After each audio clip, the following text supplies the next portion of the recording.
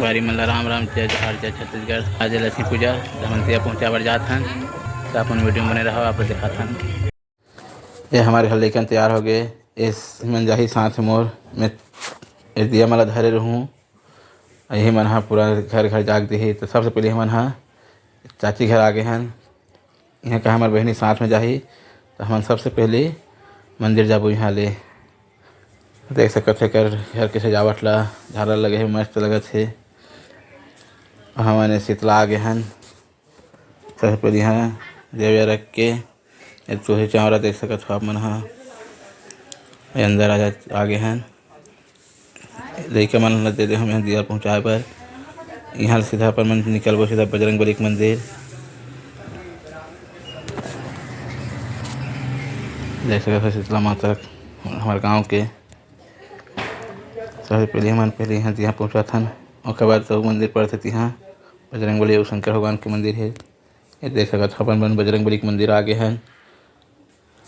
और ये महादेव मंदिर तालाब में ही है, और ये तालाब के पास में ही राम मंदिर एक मंदिर वो है। वही जगह वो भोलेनाथ के मंदिर हरे। और ये है गौरव गौरी चौरा हरे। देख सकते हो आप मन। हाँ, ये हमारे जुन्ना घर तरफ हवा और तिले सब घर होवत घूमत घूमत आत हवन। और ये हरे बीघा चौरा बोलते ला। तो हम सब होवत तो संगवारी हो हम दिया पहुँचा कब आ गए हैं। घर में पूजा करते हैं देवता में लक्ष्मी माता के। तो बने रहो में।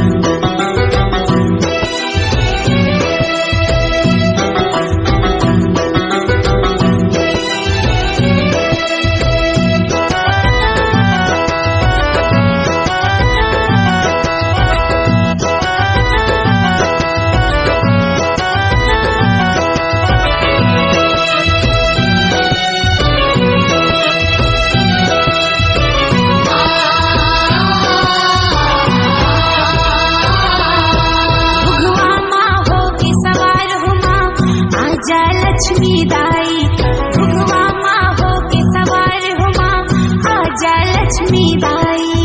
भुगवा माँ हो के सवार हो माँ, आजा लक्ष्मी दाई। भुगवा माँ हो के सवार हो माँ, आजा लक्ष्मी दाई। आजा लक्ष्मी दाई वो मोरे, आजा लक्ष्मी माई वो, आजा लक्ष्मी दाई। आजा लक्ष्मी दाई वो मोरे, आजा लक्ष्मी